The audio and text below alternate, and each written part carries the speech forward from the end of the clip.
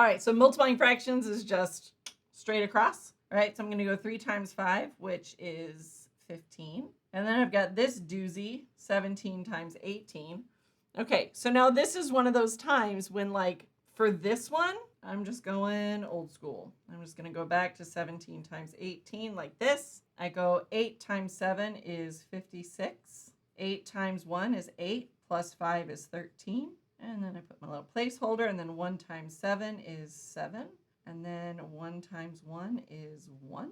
And then I have 6 and 10 and 3. So 15 over 306. Now this one can simplify. So 15 over 306, and looking at those, like running through the factors of 15, I go, oh, 15 is 3 and 5. 306, 3 plus 6 is 9. 9 is divisible by 3, so 306 is divisible by 3. So I can divide this by 3. So I'm going to go 306 divided by 3. So we go 3 goes into 3 one time. 1 times 3 is 3. 0. Bring down the 0. 0. 0. Bring down the 6.